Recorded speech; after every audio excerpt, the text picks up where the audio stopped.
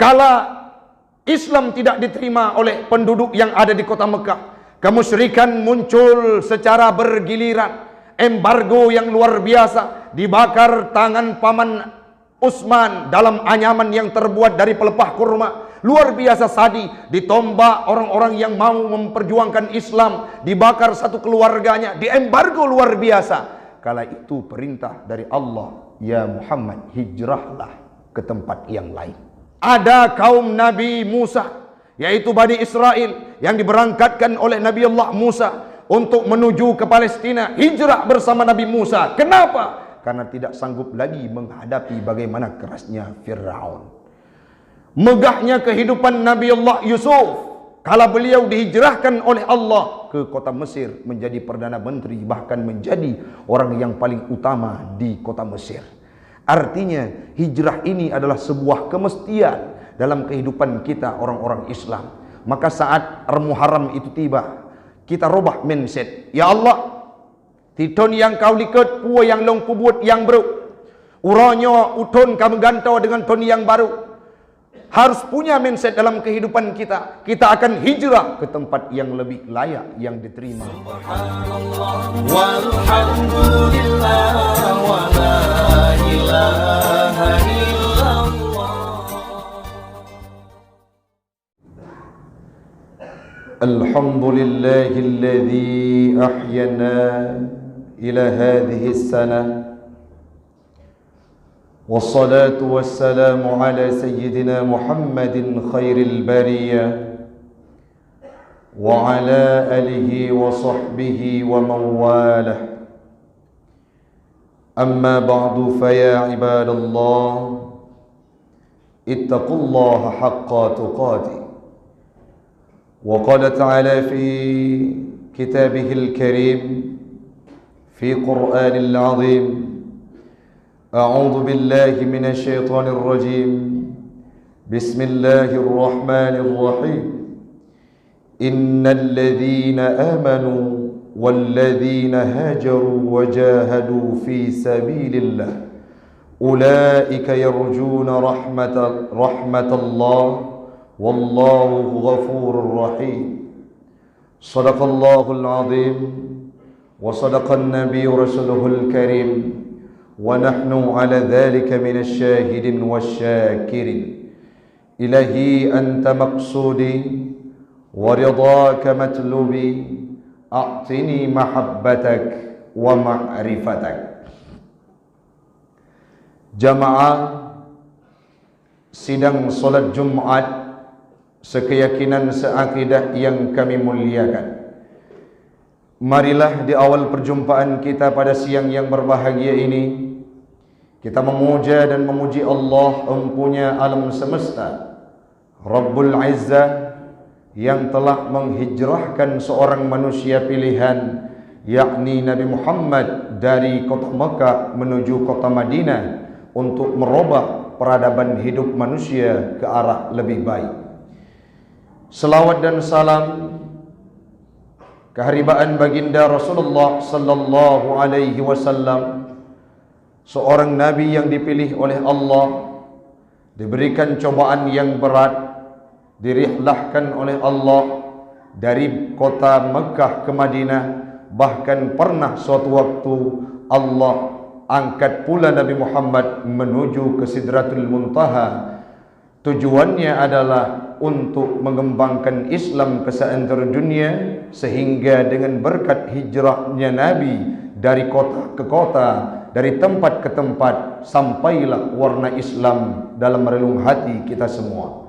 Selawat dan salam kepada al dan sahabat beliau sekalian yang telah memberikan kontribusi terbaik mereka, yang tidak mengenal ruang dan waktu dalam membantu perjuangan Rasul menegakkan akidah Islam ke seantero dunia. Yang kita hormati Imam Syekh Masjid, guru kita bersama. Yang kita hormati pengurus masjid, BKM, jamaah sidang solat Jumat sekeyakinan seakidah yang kami muliakan, yang tidak mungkin kita sebutkan namanya satu persatu. Insya Allah semuanya kita akan dimuliakan Allah dan dimasukkan dalam surganya Allah. Ya Rabb, Pada siang yang berbahagia ini, pada hari Sayyidul Ayyam sebagaimana yang dilantunkan oleh pembaca tambih tadinya, maka kumpulkan kami kelak di yaumil qiyamah ya Allah, sebagaimana Engkau kumpulkan kami hari ini di bawah atap Masjid Alfalah. Kumpulkan kami kelak dalam syurgamu bersama baginda Rasul Nabi Muhammad sallallahu alaihi wasallam. Amin. Amin ya rabbal alamin. Hamba Allah urang siklun adun ado yang lun tuan pemulia. Allah berpesan dalam sebuah firman-Nya, Innal ladzina amanu, wahai orang-orang yang beriman. Apa makna iman? Orang-orang yang tasdiqum bil qalbi, mengikrarkan, membenarkan dengan hati. Wa iqrarum bil lisan, yang membenarkan dengan lidah, yang mengucapkan dengan lidah, yang mengikrarkan dengan lidah. Wa amalun bil arkan, dan mengerjakan, mengimplementasikan segala yang diperintah oleh Allah terhadap Nabi Muhammad yang diperintahkan kepada kita, kita aktualisasikan dalam kehidupan. Bila tiga aspek itu ada pada pribadi kita, sudah termasuk kita dalam kategori orang yang beriman. Allah melanjutkan firman-Nya, walladzina hajaru, dan orang-orang yang hijrah, orang-orang yang berangkat dari suatu tempat ke tempat yang lain, orang-orang yang berpindah dari suatu kondisi ke kondisi yang lain, orang-orang yang merubah pribadinya dari sifat yang satu kepada sifat yang lain. Allah memanggil kita dalam Al-Quran, walladzina hajaru, wahai orang-orang yang hijrah, wajahadu, yang berjihad, fi sabilillah, di jalannya Allah, ulaika yarjuna rahmatullah, merekalah yang mengharap, yang mendambakan, yang menginginkan rahmatnya Allah. Wallahu ghafurur rahim, Allah maha pengampun lagi maha penyayang. Dalam tafsir Jalalain dijelaskan bahawa makna kalimat walladzina hajaru, faraku awtanahum, mereka meninggalkan tempatnya, meninggalkan kampung halamannya, meninggalkan daerahnya. Nah, sira orang yang sudah berbelit dengan masalah, ada seorang manusia yang ditimpa dengan musibah, ada seorang manusia yang ditempa dengan cobaan dan rintangan yang diberikan oleh Allah, maka Allah perintah memanggil kita walladzina hajaru, artinya faraku awtanahum, meninggalkan kampung halaman, meninggalkan kampung tercinta, berangkat, hajaru fi sabilillah, wajahadu fi sabilillah, berangkat untuk agama Allah. Jahadu fi sabilillah dijelaskan oleh Imam As-Suyuti dan Imam Al-Mahalli, li'i'la'i dinihi, untuk meninggikan, mengangkat derajat agamanya Allah. Menyena sidra orang dengan sekelumit kisah dan permasalahannya di daerahnya, di kampungnya, gebedah berangkat untuk hijrah dengan tujuan fi sabilillah, wajahadu fi sabilillah, untuk membawa risalahnya Allah, untuk geme ajaran-ajaran Islam sehingga punya kebaikan di tempat yang beliau singgah. Maka Allah berpesan, orang yang beriman, orang yang berhijrah, orang yang berjihad fi sabilillah, ulaika yarjuna rahmatullah, mereka itulah orang-orang pilihan yang diberikan, yang mengharapkan rahmat Allah, dan Allah akan memberikan ampunan sekaligus kasih sayang membantu perjalanan mereka. Orang siklun, kalau berbicara hijrah dalam persepsi umat Islam itu bukanlah suatu hal yang baru. Bagaimana getirnya perjuangan Rasulullah yang beliau saat berada di kota Mekah dilindungi oleh paman tercintanya yaitu Abu Talib, yang pernah berkata, wahai penduduk kafir Quraisy Yahudi yang ada di kota Mekah, apabila engkau sentuh satu helai bulunya Muhammad, maka siap tubuh ini bergelimang darah menjadi tanah untuk memperjuangkan Muhammad. Beliau tidak masuk Islam, tapi beliau kepala suku yang mampu mengkoordinir, membentengi kehidupan Nabi Muhammad dalam membawa ajaran Islam di kota Mekah. Saat Abu Talib itu masih hidup, Islam itu mampu bersuara, tidak ada yang menyentuh tubuhnya Nabi Muhammad. Tapi kala tempat beliau bergantung, Nabi Muhammad itu bergantung, dipanggil oleh Allah kembali ke hadiratnya. Meninggal Abu Talib, Nabi Muhammad kehilangan yang luar biasa. Yang dulunya ada orang yang membentengi beliau, yang dulunya ada orang yang melindungi beliau, seketika orang tersebut hilang. Tibalah saatnya masa embargo yang luar biasa. Pernah para keluarganya Nabi dianiaya. Bahkan diri beliau pernah ditempeleng kepalanya oleh Abu Jahal di atas bukit Safa dan Marwah, yang mana batunya tajam luar biasa, berderai darah. Saat itulah Hamzah masuk dalam Islam. Kondisi di Mekah kala itu, kaum muslimin diembargo luar biasa. Mempersekutukan Allah menjadi budaya dan adat yang tidak bisa dihilangkan. Menyembah berhala menjadi tradisi dalam kehidupan mereka. Mabuk-mabukan, segala jenis kemusyrikan mereka kerjakan kala itu, walaupun Nabi Muhammad berada di kota Mekah. Kala Islam tidak diterima oleh penduduk yang ada di kota Mekah, kemusyrikan muncul secara bergiliran. Embargo yang luar biasa, dibakar tangan paman Utsman dalam anyaman yang terbuat dari pelepah kurma. Luar biasa sadi, ditombak orang-orang yang mau memperjuangkan Islam, dibakar satu keluarganya, diembargo luar biasa. Kala itu perintah dari Allah, ya Muhammad, hijrahlah ke tempat yang lain. Secara logika, secara rasional, kita tidak mampu menerima. Bagaimana logika kita mampu menerima perjalanan Nabi Muhammad? Dikepung rumahnya Nabi Muhammad kala subuh itu, kala malam itu Nabi ingin hijrah. Dikepung oleh bala tentara, oleh kafir Quraisy. Muhammad itu harus dibunuh. Namun Allah berkata yang lain. Nabi membaca penggalan surah Yasin, tengut gecau abe gesipre atuh urang-urang kafir Quraisy yang ada di sekeliling rumahnya. Tanpa terasa mereka tertidur lelap. Nabi bisa berangkat untuk hijrah. Binatang demi binatang menyelamatkan kehidupan Nabi Muhammad. Beliau berada dalam sebuah gua, yang mana gua tersebut tidak ditemukan oleh siapapun kafir Quraisy yang mencarinya. Kenapa? Karena ada binatang yang melindungi beliau. Secara rasional, perjalanan hijrah ini tidak mampu ditempuh oleh Nabi. Namun karena bantuannya Allah, Abu Bakar saja yang kena bisa ular, bisa sembuh karena Allah melindungi Rasulnya. Artinya apa? Hijrah ini adalah sebuah kemestian dalam kehidupan kita umat Islam. Ustaz, iya, ada apa? Apakah kita harus hijrah secara fisik? Kalau menyali gedanyo tidak ada bermasalah dengan fisik.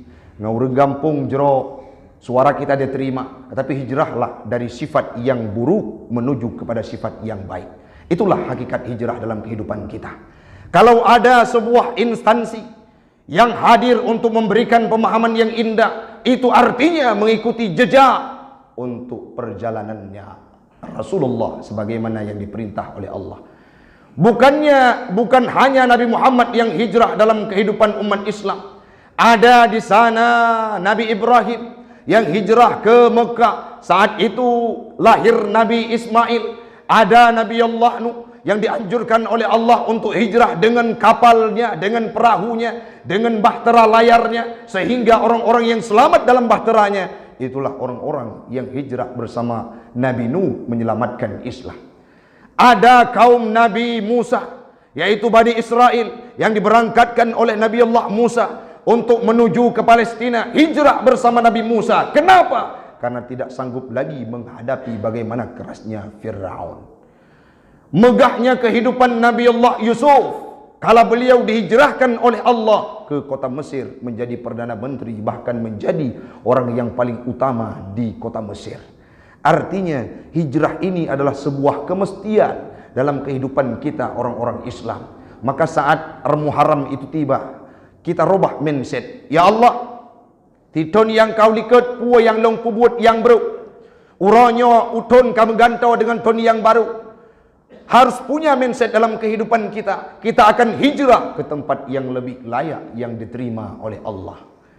Maka orangnya orang Si'lun berbicara, tengku betul katanya hijrah, tapi dalam proses hijrah itu sangatlah sulit, sangatlah pahit.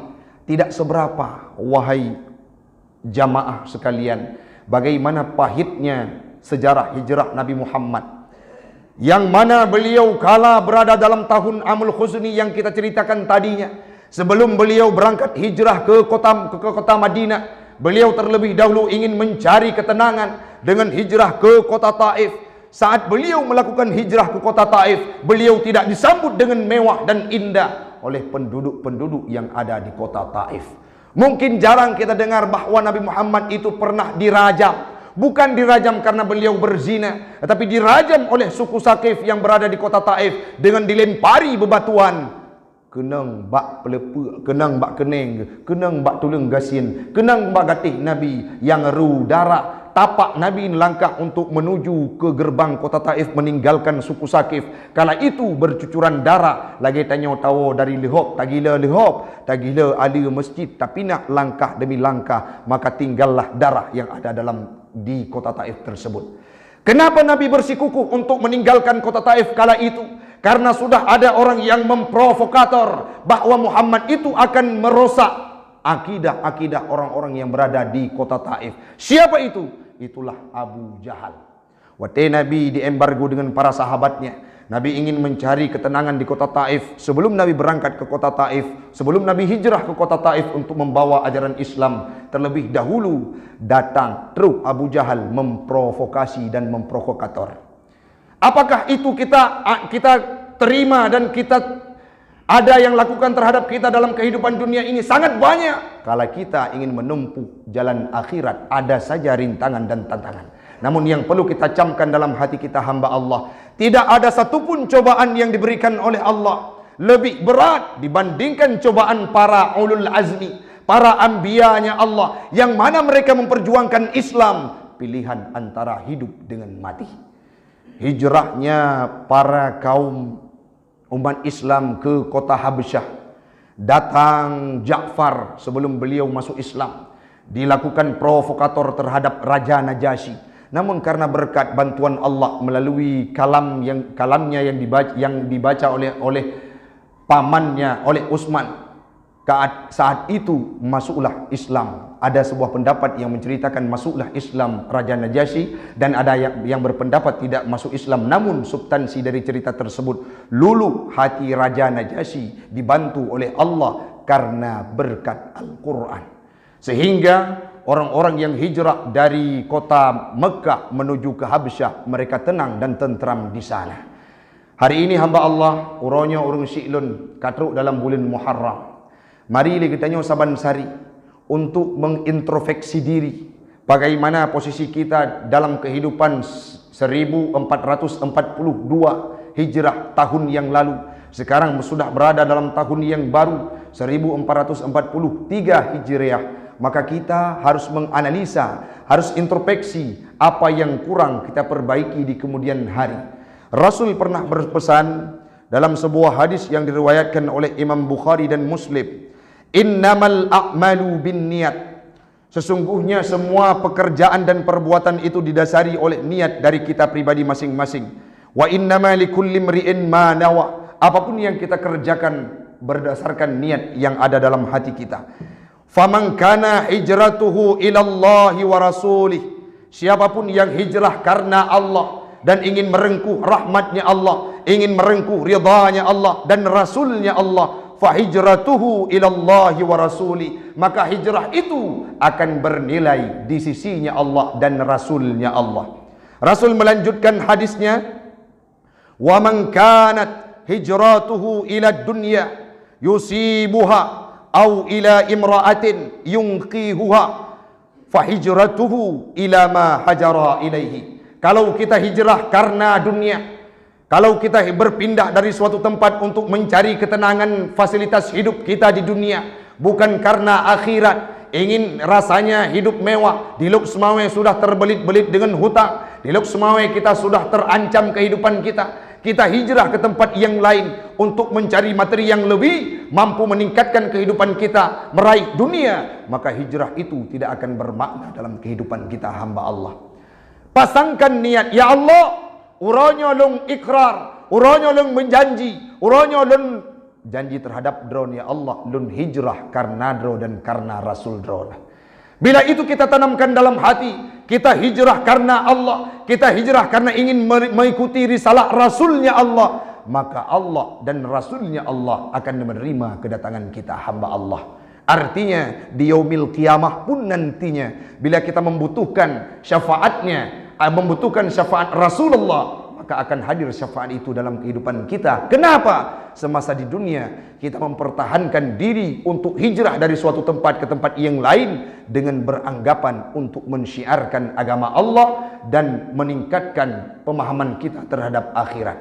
Maka urang si'lun, mari saban sari legitanyo hijrah di tahun yang baru ini, jangan berpersepsi untuk hijrah mencari ketenangan dunia, tapi hijrahlah karena Allah dan untuk meningkatkan pemahaman kita terhadap agamanya Allah, sekaligus meningkatkan li'i'la'i dinihi, untuk meningkatkan kemuliaan agama Islam, yakni agamanya Allah. Mudah-mudahan semuanya kita akan termasuk dalam kategori orang yang hijrah dari suatu tempat ke tempat yang lain dengan substansi membawa pemahaman agama. Yang selanjutnya, berilah kami ya Allah yang berada di bawah atap Masjid Alfalah ini selaku orang yang hijrah, laksana hijrahnya Nabi Muhammad ke kota Taif, laksana hijrahnya Nabi Muhammad ke kota Madinah, untuk meningkatkan kekuatan mampu mensyiarkan agama Islam. Hijrahkan kami sebagaimana Nabi Allah Ibrahim hijrah. Hijrahkan kami sebagaimana Nabi Yusuf hijrah. Hijrahkan kami sebagaimana para anbiya terdahulu, Nabi Musa bersama